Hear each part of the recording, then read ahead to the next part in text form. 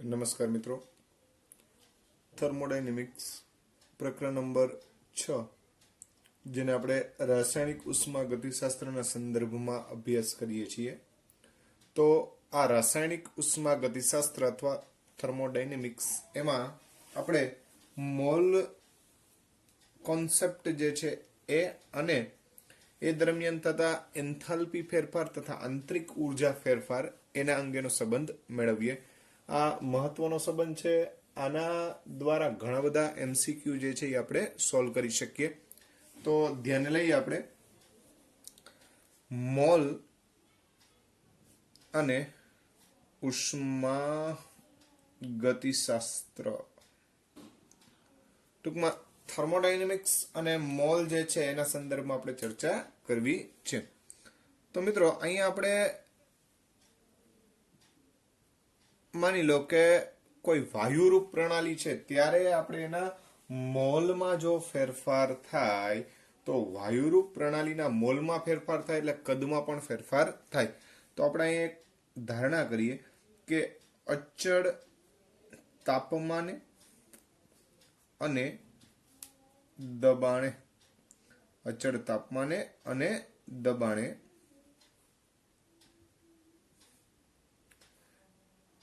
Na mall ધરાવતા વાયુનું કદ આપણે Va ધારીએ. બરાબર છે. અચળ તાપમાને અને દબાણે Na મોલ ધરાવતા વાયુનું કદ Va છે. જો પ્રક્રિયા બાદ આ જ તાપમાને અને દબાણે Nb મોલ ધરાવતા વાયુનું કદ Vb હોય તો ફરીથી કહું છું કે અચળ તાપમાને એટલે કે તાપમાન T અચળ રાખ્યું છે અને અચળ દબાણ P છે ત્યારે Na મોલ ધરાવતા વાયુનું કદ Va છે અને જો પ્રક્રિયા બાદ એટલે કે નિપજ મળે એ Nb મોલ ધરાવતી નિપજ જે છે એનું કદ જે છે એ Vb જેટલું છે. તો આપ જાણો છો એ પ્રમાણે કે PV nRT સમીકરણ મુજબ આપણે એવું લખી શકીએ કે અચળ દબાણ એટલે Pm ત્યારે Va બરાબર Na ઇન્ટુ RT અને PVB બરાબર NB ઇન્ટુ RT આવું તો આપણે લખી શકીએ. હવે અહીંયા આપણે આ બંનેને એટલે આને 1 નંબર આપી દઈએ અને 2 નંબર આપી દઈએ. 2 નંબરમાંથી 1 નંબરને આપણે બાદ કરીએ તો સમીકરણ 2 માંથી 1 ને બાદ કરતા શું કરતા ભાઈ બાદ કરતા એટલે બાદબાકી કરી નાખીએ. તો સમીકરણ 2 માંથી 1 આપણે બાદ કરવા જઈએ તો PVB માઇનસ PVA બરાબર NBRT માઇનસ NART. હવે અહીંયા આપણે P કોમન કાઢીએ તો VB માઇનસ VA એવું આપણે લગાવી શકીએ. ત્યાર પછીની વાત કરવા જઈએ તો આ બંનેમાંથી RT કોમન નીકળશે. શું નીકળશે? RT બરાબર. હવે આપણે આ બંનેમાંથી RT કોમન કાઢી નાખીએ તો NB માઇનસ NA RT. મિત્રો આને આપણે ડેલ્ટા V તરીકે લઈએ એટલે કદનો ફેરફાર અને આને આપણે ડેલ્ટા NG તરીકે લઈએ કે જે વાયુરૂપ ઘટકોના મોલનો તફાવત તરીકે આપણે લઈ શકીએ.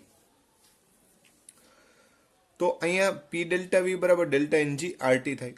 હવે આપ જાણો છો ડેલ્ટા H બરાબર delta U plus P delta V. આવું આપણે અગાઉ સંબંધ શીખી ગયા. અચળ દબાણે થતી પ્રક્રિયા માટે એન્થાલ્પીને આ રીતે આપણે વ્યાખ્યાયિત કરીએ છીએ. ડેલ્ટા H બરાબર delta U plus P delta V. તો ડેલ્ટા H બરાબર delta U plus delta NG RT વડે આપણે દર્શાવી શકીએ. તો આ સૂત્ર જે છે એ ખાસ અગત્યનું સૂત્ર છે જેની મદદથી ડેલ્ટા એચ અને ડેલ્ટા યુ નો સંબંધ જે છે એ આપણે રજૂ કરી શકીએ. જો ડેલ્ટા એનજી બરાબર 0 હોય, હવે પેલા ડેલ્ટા એનજી એટલે શું? દાખલા તરીકે એન મોલ રિએજન્ટ હોય, એમાંથી એન મોલ પ્રોડક્ટ બનતી હોય, બધું વાયુરૂપ હોય ત્યારે જ વાત કરવાની, બરાબર છે. એટલે માની લો કે આર છે એ પણ વાયુ છે અને જે પી છે એ પણ વાયુરૂપ ઘટક છે, એના માટેની જ વાત ચાલે છે. તો એવા સંજોગોમાં ડેલ્ટા એનજી બરાબર એનપી પ્રોડક્ટના મોલ ઓછા રિએક્ટન્ટ અથવા રિએજન્ટના મોલ, એમ આપણે દર્શાવી શકીએ, બરાબર. તો જો ડેલ્ટા એનજી બરાબર 0 હોય તો આ 0 લઈ લઈએ તો ડેલ્ટા એચ બરાબર ડેલ્ટા યુ થાય, બરાબર. આ પહેલી શરત. જો ડેલ્ટા એનજી ગ્રેટર દેન 0 હોય, ગ્રેટર દેન 0 એટલે ધન મૂલ્ય હોય, તો સમજો આ બંનેનો સરવાળો થઈને આ મળે, એટલે આના કરતા આ હંમેશા વધારે હોય. તો આપણે એવું યાદ રાખી શકીએ કે ડેલ્ટા એનજી આપણે આગળ લખશું, ડેલ્ટા એનજી ગ્રેટર દેન 0 હોય તો delta H greater than delta U થાય. અને ત્રીજી વાત કે જો આપણે ડેલ્ટા એનજી લેસ ધેન 0 હોય તો delta H less than delta U થાય. ખ્યાલ આવે છે? તો આ તમામ સંજોગો જે છે, આ તમામ સંજોગો એમાં આપણે એવું સાબિત કરી શકીએ કે અહીંયા જો 0 તો ઇક્વલ ટુ, બરાબર છે, ગ્રેટર ધેન તો ગ્રેટર ધેન, લેસ ધેન તો લેસ ધેન, એટલે યાદ રાખવું તમારે સહેલું પડે. હવે આવા કેટલાક એક્ઝામ્પલ લઈએ એટલે આપણે આ વસ્તુનું વધારે દ્રઢીકરણ થાય. તો માની લો કે આ ટાઈપનું એક ઉદાહરણ લઈએ, આ ટાઈપનું આપણે એક ઉદાહરણ જે છે એ ધ્યાનમાં લઈએ. હવે ઉદાહરણ જે છે એની વાત કરવા જઈએ તો આ રીતે આપણે ઉદાહરણ લઈએ કે N2 plus 3 mol H2 tends to 2 mol NH3 ડાયનાઇટ્રોજન વાયુ, ડાયહાઇડ્રોજન વાયુ અને એમોનિયા પણ વાયુ. આ સંતુલિત સમીકરણ છે. જો સંતુલિત ન હોય તો પહેલા આપણે સંતુલિત કરી નાખવાનું. હવે આપેલ પ્રક્રિયા જે છે એના માટે આપણને વિકલ્પ આપ્યા હોય કે delta H greater than delta U થાય. બીજો વિકલ્પ આપણે આ રીતે આપ્યો હોય કે ભાઈ delta H is equal to delta U થાય. ત્રીજો વિકલ્પ કંઈક આવી રીતે આપ્યો છે delta H less than delta U થાય. કે ચોથો વિકલ્પ જે છે એ ડેલ્ટા એચ લગભગ બરાબર ડેલ્ટા યુ થાય. હવે ભાઈ તમે જાણો છો એ પ્રમાણે કે આ જે છે એ પ્રક્રિયક છે અને આ છે એ નિપજ છે. તો પ્રક્રિયકના મોલ 1+3 એટલે 4 મોલ થાય અને બંને વાયુ સ્વરૂપ છે. સામે 2 મોલ નિપજ છે તો એના આપણે 2 મોલ લઈએ. તો અહીંયા એનપી માઇનસ એનઆર કરવા જાય એટલે કે જેને આપણે ડેલ્ટા એનજી તરીકે ઓળખીએ છીએ, એનપી માઇનસ એનઆર આપણે કરવા જાય તો 2 - 4 એટલે મૂલ્ય જે છે એ -2 આવે. એનો અર્થ એવો થયો કે ડેલ્ટા એનજી લેસ ધેન 0 થાય. ડેલ્ટા એનજી જે છે એ કેવો થાય? Less than 0. આવા સંજોગોની અંદર જો ડેલ્ટા એનજી નું મૂલ્ય જે છે એ લેસ ધેન 0 થતું હોય તો આવા સંજોગોની અંદર આપણે એવું કહી શકીએ કે delta H less than delta U થાય. એટલે કે ડેલ્ટા એચ નું મૂલ્ય જે છે એ ડેલ્ટા યુ કરતા નાનું થશે.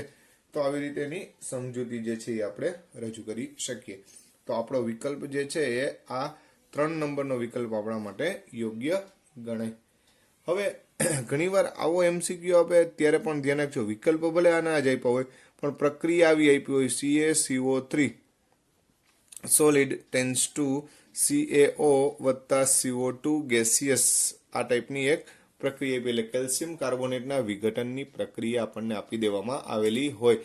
તો આવા સંજોગોમાં આપણે કેલ્શિયમ કાર્બોનેટનું જ્યારે વિઘટન કરીએ છીએ ત્યારે કેલ્શિયમ ઓક્સાઇડ અને કાર્બન ડાયોક્સાઇડ પ્રાપ્ત થશે. હવે અહીંયા આપણે ડેલ્ટા એનજી ગણવા જઈએ તો એનપી માઇનસ એનઆર પણ વાયુરૂપની વાત છે. એટલે આ 1 ને 1 2 ન કહેવાય, ખરેખર આ 1 મોલ જ વાયુરૂપ છે. 1 જ્યારે પ્રક્રિયકમાં એક પણ મોલ વાયુરૂપ નથી એટલે 1 - 0. તો આવા સંજોગોમાં આનું મૂલ્ય જે છે આપણને 1 મળશે એટલે કે ડેલ્ટા એનજી ગ્રેટર દેન 0 મળે. અને જો ડેલ્ટા એનજી ગ્રેટર દેન 0 મળતો હોય તો delta H greater than delta you વડે આપણે દર્શાવી શકીએ. તો આ વસ્તુ પણ ધ્યાનમાં લેવી. તો આ રીતે આપણે ડેલ્ટા એચ અને ડેલ્ટા યુ નો સંબંધ જે છે એ આપણે સરળતાથી સમજાવી શકીએ. તો અહીંયા calcium carbonate tense two CaO વત્તા CO2 જે છે એના સંદર્ભમાં આપણે આ ચર્ચા કરી. હા મિત્રો, આને અનુરૂપ એક MCQ જે છે આપણને પૂછાયેલો હતો. એ પ્રશ્ન જે છે એ આ રીતના કંઈક પૂછાયેલો હતો. 2003માં PMT માં પૂછાયેલો પ્રશ્ન છે, એ આપણે જરાક ધ્યાનમાં લઈ લઈએ. તો PMT 2003 નો એક MCQ જે છે એ ધ્યાનમાં લઈએ. PMT 2003 એમાં પૂછાયેલો પ્રશ્ન. તો ભાઈ PMT 2003માં પૂછાયેલો પ્રશ્ન જે છે એને ધ્યાનમાં લઈએ. C3H8 gaseous plus 5 mol O2 gaseous tends to પ્રક્રિયા થાય એટલે 3 mol CO2 gaseous plus 4 mol H2O gaseous. આ રીતની પ્રક્રિયા જે છે આપને આપેલી છે. આપેલ પ્રક્રિયા માટે delta H minus delta E નું મૂલ્ય શેના બરાબર થાય?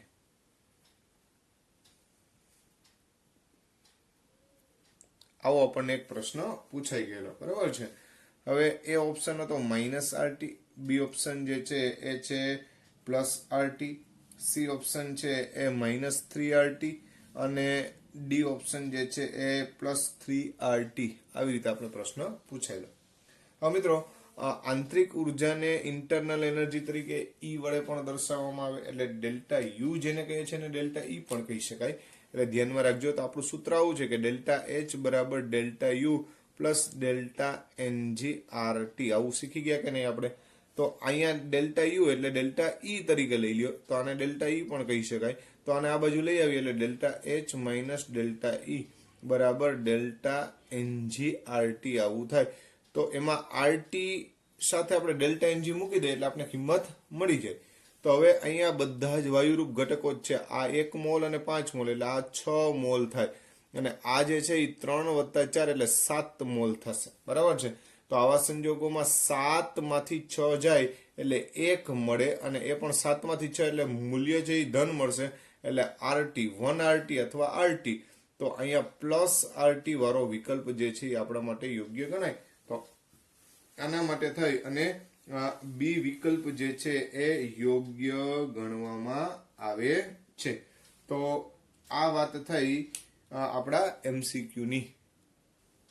હવે મિત્રો, આ જ MCQ માં થોડોક આપણે ફેરફાર કરીએ.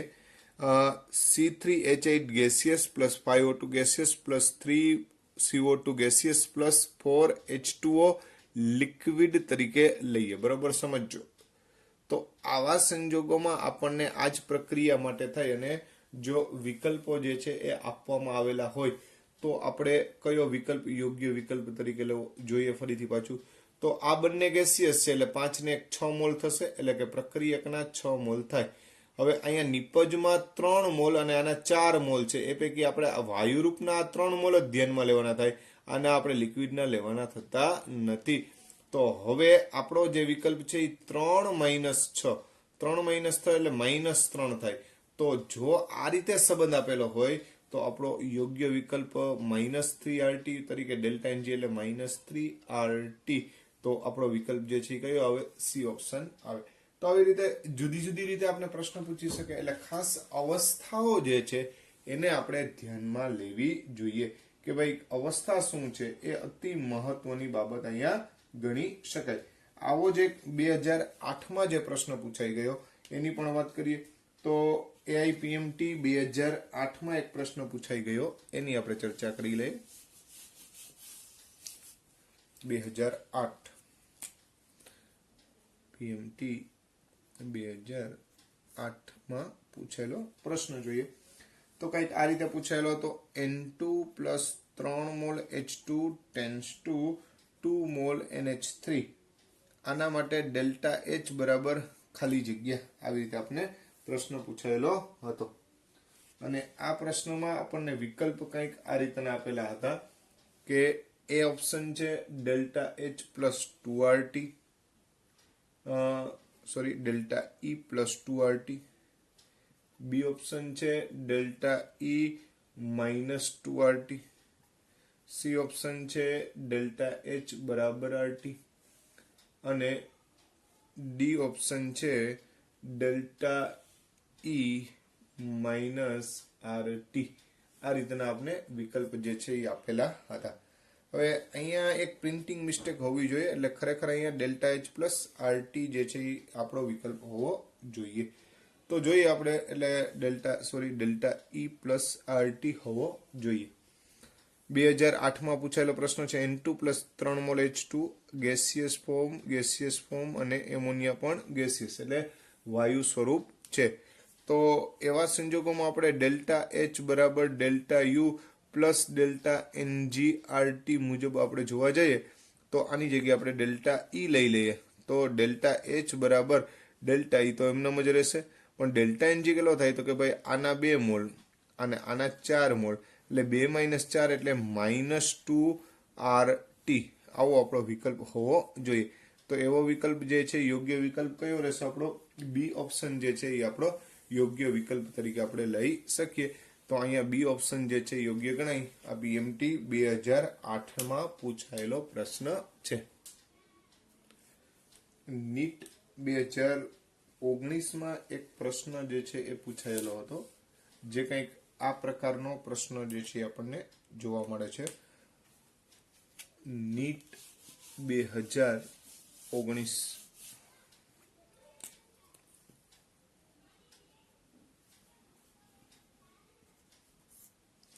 તો ભાઈ નીટ 2019માં એક પ્રશ્ન પૂછાણો, સમતાપી પરિસ્થિતિમાં 300 કેલ્વિન તાપમાને તેમજ 2 બાર દબાણે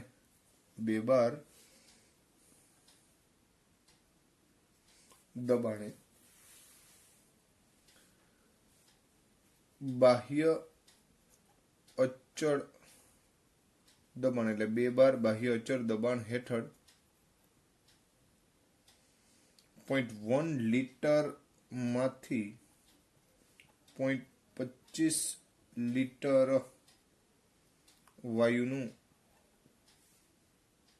કદ વિસ્તરણ પામે છે. તો વાયુ વડે થતું કાર્ય જણાવો. 1 લીટર બાર બરાબર 100 જૂલ. આ રીતે આપણે એક સંકલ્પના પણ આપી દેવામાં આવી હતી.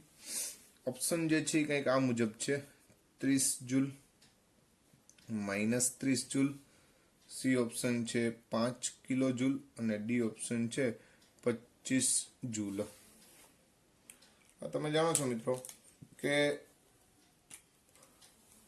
W બરાબર -P ડેલ્ટા V એટલે V2 - V1. આ ટાઈપનું આપણું સૂત્ર થાય. એમાં P જે છે એ બાહ્ય દબાણ જે છે, એટલે કે 2 બાર એટલે 2 - 2 બાર ગુણ્યા V2 - V1 એટલે 0.25 -0.1 લીટર તરીકે આપણે લઈ શકીએ. આ લીટર, આ 0.1 લીટર છે, ધ્યાન રાખજો. 0.1 લીટર બરાબર છે. હવે 0.25 માંથી 0.10 જાય એટલે 0.15 વધે, એટલે -2 ગુણ્યા 0.15 એકમ થાય 12 લીટર, એટલે 12 લીટર. એવી રીતે આપણે એકમ દર્શાવી શકીએ. હવે 15 ગુણ્યા 2 કરીએ તો 30 થાય, બરાબર છે. એટલે આ થશે, આમ લખો તમે 2 ગુણ્યા 15 ભાગ્યા 100 એટલે 0.15 થાય. 15 દુ 30, 30 ભાગ્યા એટલે -30 ભાગ્યા 100 બાલી. હવે બાલીને આપણે જો જૂલમાં ફેરવવું હોય તો 1 લીટર બાર બરાબર 100 જૂલ છે. તો આને 100 વડે ગુણી નાખીએ એટલે -30 ગુણ્યા 100 ભાગ્યા 100 જૂલ થઈ જાય કે નહીં, તો 100 ઉડી જાય, એટલે -30 જૂલ એ આપણો જવાબ આવે. તો આપણો જે વિકલ્પ જે છે એ કેટલો રહેશે? -30 જૂલ. આ રીતે આ પ્રશ્ન જે છે એને આપણે સોલ્વ કરી શકીએ. ત્યાર પછી જેઈ મેન 2017 પૂછાયેલો પ્રશ્ન જે છે એને ધ્યાનમાં લે. બહુ સિમ્પલ પ્રશ્ન પૂછાયેલો મિત્રો. ડેલ્ટા યુ કોને સમાન છે? એ ઓપ્શન છે સમોષ્મી કાર્ય, બી ઓપ્શન છે સમતાપી કાર્ય, સી ઓપ્શન છે સમકદી કાર્ય અને ડી ઓપ્શન છે સમદાબી કાર્ય. તો આની પહેલા આપણે જ્યારે ડેલ્ટા યુ ના સંબંધ વિશે વાત કરી હતી કે ભાઈ ડેલ્ટા યુ બરાબર ક્યુ પ્લસ ડબલ્યુ, આપણે શીખી ગયા. હવે સમોષ્મી કાર્યની વાત કરવા જાય તો સમોષ્મી કાર્ય એટલે ક્યુ બરાબર 0 થાય. તો આવા સંજોગોમાં સમોષ્મી કાર્ય માટે ક્યુ બરાબર 0 થાય તો ડેલ્ટા યુ બરાબર ડબલ્યુ સમોષ્મી કઈ અગાઈ કે નહીં? તો ડેલ્ટા યુ બરાબર ડબલ્યુ સમોષ્મી કોના માટે થાય? તો કે સમોષ્મી કાર્ય માટે. એટલે આ ડેલ્ટા યુ નું મૂલ્ય અગાઉ આપણે જે સૂત્ર આપ્યું હતું ડેલ્ટા યુ બરાબર ડબલ્યુ એડિયાબિક એવો શબ્દ આપણે આપેલો છે, બરાબર છે, એના અનુરૂપ થાય. તો આ જેઈ મેન 2017 પૂછાયેલો પ્રશ્ન છે. ફરીથી એકવાર કહી દઈ કે ડેલ્ટા યુ નું મૂલ્ય નીચે પૈકી કોને સમાન થશે? તો સમોષ્મી કાર્યને. શા માટે? તો કે સમોષ્મી એટલે ક્યુ બરાબર શું થાય? 0. આવા સંજોગોમાં જો ક્યુ બરાબર 0 થતો હોય તો ડેલ્ટા યુ બરાબર ડબલ્યુ થાય અને ક્યુ બરાબર 0 એટલે સમોષ્મી કાર્ય, એટલે આપણે એને સમોષ્મી કાર્ય તરીકે વર્ણવીએ છીએ. ત્યારબાદ જેઈ મેન 2013 પૂછાયેલો એક પ્રશ્ન જે છે એની આપણે ચર્ચા કરીએ.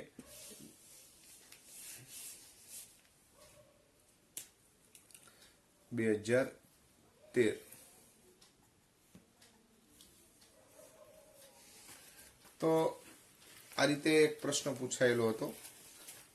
આદર્શ વાયુ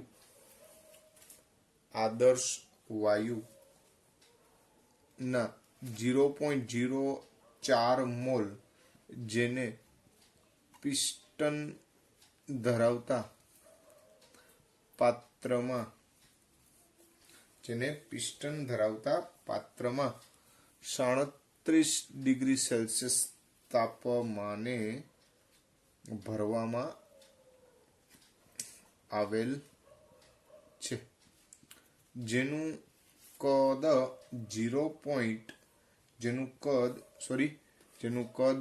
50 મિલી થી 375 મિલી કરવામાં આવે અને તે દરમિયાન 208 જૂલ ઉષ્મા મેળવે તો ક્યુ અને ડબલ્યુ ના મૂલ્ય શું થાય? ફરીથી એકવાર કહી દઈએ.